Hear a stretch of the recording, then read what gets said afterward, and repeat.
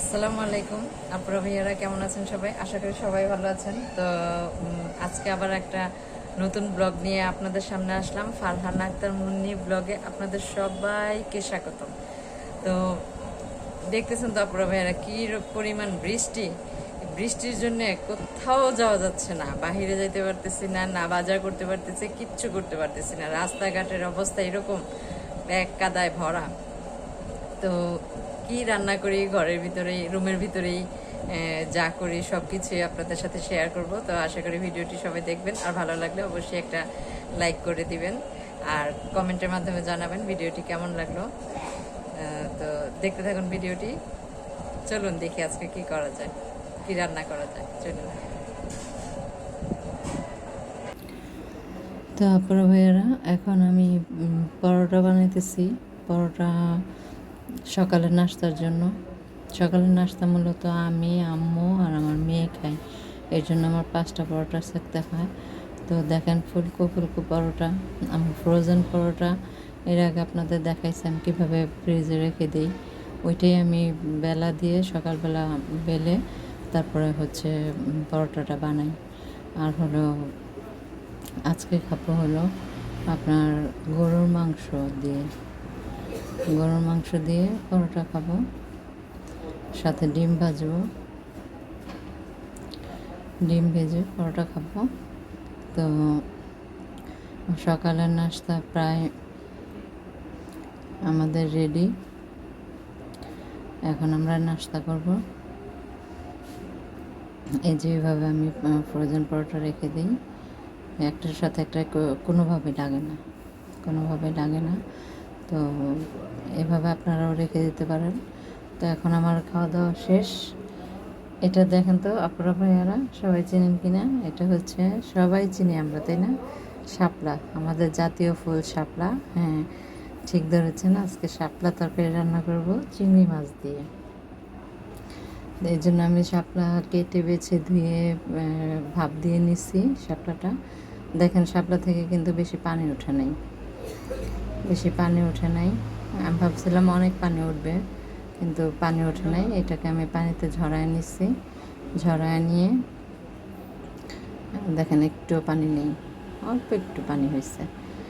তো আমি মশলাটারে কষায় নিচ্ছি। এখানে হলুদের গুঁড়া, মরিচের গুঁড়া, রসুনের পেস্ট দিচ্ছি। যেহেতু চিংড়ি মাছ দিচ্ছি এই জন্য রসুনের পেস্টটা দেওয়া হয়েছে। তো এখানে মশলাটাকে ভালোভাবে কষাইয়া এখন আমি চিংড়ি মাছটা ছেড়ে দিচ্ছি। চিংড়ি মাছটা ছেড়ে দিচ্ছি। চিংড়ি মাছটা এটার সাথে কষে যাবে। কষানো হয়ে গেলে আমি শাপলাটা যেটা ভাপ দিয়ে রেখেছিলাম ওইটাকে আমি এখানে ঢেলে দিব। চিংড়ি মাছটা আমার প্রায় কষানো শেষ। কত সুন্দর একটা কালার আসছে না? খেতেও সেরকম স্বাদ হবে। শাপলা তরকারি আসলে শুটকি দিয়ে খায় কিনা আমি জানি না, তবে আমি চিংড়ি মাছ দিয়ে রান্না করতেছি। তো শাপলা আসলে তো বাজারে যাওয়া হয় না বৃষ্টির জন্য। এই জন্য বাসার সামনে ভ্যান গাড়ি দিয়ে শাপলা বিক্রি করতেছিল, তো ওখান থেকেই শাপলা রাখলাম। আর হলো শাপলাটা ঢেলে দিলাম। শাপলাটা আমার হইতে থাক এখানে।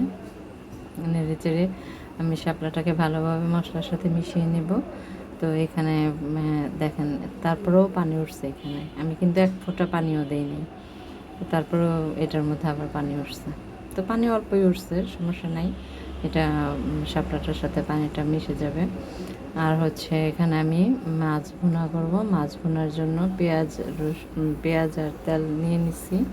এটার সাথে আমি রসুনের পেস্ট দিয়ে দিলাম। ভাজা ভাজা করব রসুনের পেস্টটা। ভাজা ভাজা করে তারপরে আমি এখানে ভালোভাবে ভাজতে হবে রসুনটা, তো এই জন্য ভালোভাবে ভাজতে হবে। এখানে মরিচের গুঁড়া দিয়ে দিলাম, ধনিয়ার গুঁড়া, তারপরে হচ্ছে আপনার হলুদের গুঁড়া, স্বাদ মতো লবণ, সব কিছু দিয়ে আমি এটাকে মশলাটাকে ভালোভাবে কষাবো। ভালোভাবে কষায় তারপরে মাছটাকে ভাজবো না, না ভেজে মাছটাকে আমি এভাবে মশলার সাথে ছেড়ে দেব, কারণ মশলার সাথে মাছটা কষে যাবে। আগে মশলাটাকে ভালোভাবে কষায় নিচ্ছি। এখন আমি মাছটা দিয়ে দিলাম। মাছটা দিয়ে তো ভালোভাবে কষায় নিচ্ছি। মাছটা আমি ভাজি নাই, কষানো তো মাছটা আমাদের ঘরে সবাই পছন্দ করে, কষানো মাছটা পছন্দ করে, এই জন্য মাছটা ভাজি নেই। তাই মাছটা আমার মশলার সাথে ভালোভাবে মিশিয়ে তারপর আমি হালকা কুসুম গরম পানি আমি ঢেলে দিব এটার সাথে। কুসুম গরম পানি দিয়ে এটাকে ভালোভাবে কষায়া তারপর রান্না করবো। একটু একটু ঝোল থাকবে, পুরো ভুনা করবো না, একটু একটু ঝোল রাখবো এটার সাথে। তো দেখেন আমার দুপুরের ভাইয়ারা আমার দুপুরের রান্না বাড়া শেষ। এখন আমি খাওয়া দাওয়া করতেছি। আমরা সবাই মিলে খেতে বসছি। আমরা শাপলা তরকারি দিয়ে ভাত খেতেছি।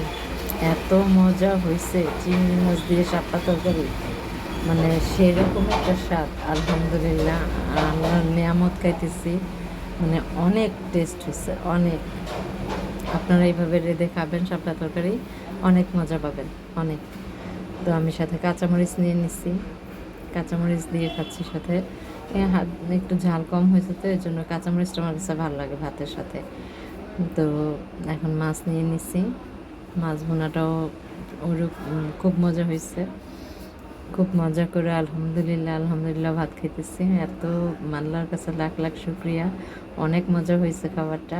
তো আমাদের খাবার দাবার শেষ। এখন বিকেলে আমরা নাস্তা করব হলো, আজকে চাল ভাজছি বৃষ্টির দিনে, মুড়ি মাখা, চাল ভাজা, সিঙ্গারা, পুরি, পেঁয়াজু, সমুচা, এগুলি ভালো লাগে, তাই না? এখন চাল ভাজাটা আমি পেঁয়াজ দিয়ে কাঁচামরিচ দিয়ে সাথে সরিষার তেল দেব, সরিষার তেল দিয়ে ভালোভাবে এটাকে মাখায় নিচ্ছি। ধনিয়া পাতা হলে আরও ভালো হইতো, তাই না আপুরা ভাইয়ারা? তো ধনিয়া পাতাটা দিতে পারিনি, কারণ হইলো আপনার বৃষ্টির দিন, তো বললাম না বাজারে যাওয়া যায় না, এই জন্য আর কি ধনিয়া পাতাটা আনা হয়নি। তো চাল ভাজাটা আমার অনেক টেস্ট হয়েছে, অনেক অনেক মজা হয়েছে। কাঁচামরিচটাও একটু ঝাল ঝাল ভালোই লাগতেছে খেতে। আর এর সাথে চা না খেলে কি হয় বলেন? এর সাথে অবশ্যই চা খাবো। আর চায়ের সাথে কিন্তু আমি চিনি খাই না, জানেন? চিনিটা আপনারাও চায়ের সাথে অ্যাভয়েড করবেন, কারণ চিনিটা খুব ক্ষতিকর শরীরের জন্য। আমি এর সাথে পাউরুটি নিয়ে নিছি। এখানে আম্মু, আমি আর আমার মেয়ে চা খাইতেছে আজকে। সবসময় তো আম্মু আর আমি খাই, আজকে আমার মেয়ে খাচ্ছে সাথে। তো বৃষ্টির দিনে এসব আয়োজনই তো মজা, তাই না? ভাল লাগে, খুব ভাল লাগে খেতে। আর হলো আমি যেভাবে শাপলা তরকারিটা রান্না করছি, আপনারা ঠিক সেইভাবেই শাপলা তরকারিটা রান্না করার চেষ্টা করবেন, দেখবেন খুব ভালো লাগবে। আর এখন বর্ষাকাল, তো বর্ষাকালে অ্যাভেলেবেল পাওয়া যায় শাপলাটা। তো আমাদের চা নাস্তা খাওয়া শেষ, রাতের খাবারও খাওয়া শেষ।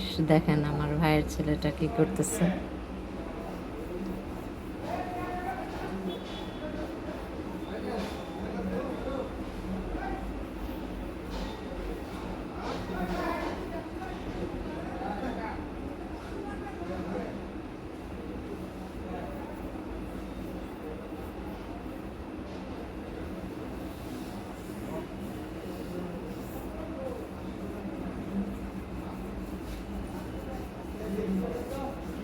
ওরে নিয়েই আমাদের সময়টা কেটে যায়, ওরে নিয়ে আমাদের সময়টা ভালোই কাটে। ওর দুষ্টমিগুলি, ওর সাথে কথাবার্তা, ওর আধো আধো কথা, মানে ওর খুব ভালো লাগে। তো এখন রাত হয়েছে অনেক, তারপরেও দেখেন ঝিরি ঝিরি বৃষ্টি পড়তেছে, বোঝা যাচ্ছে না। দেখেন রাস্তাঘাটের কি অবস্থা, ভেজা স্যাঁতস্যাঁতে, বাইরে বের হওয়াই যায় না। এই প্যাক কাদার মধ্যে আমার বের হইতে ইচ্ছা করে না। তো আপুরা ভাইয়ারা, আমার ভিডিওটি কেমন লাগলো অবশ্যই কমেন্টের মাধ্যমে জানাবেন, আর ভালো লাগলে একটা লাইক করে দিবেন। আর আমার চ্যানেলটাকে যার সামনে যাবে সবাই একটা সাবস্ক্রাইব করবেন। সবাই ভালো থাকবেন, সুস্থ থাকবেন, নিজেদের প্রতি খেয়াল রাখবেন। আল্লাহ হাফেজ।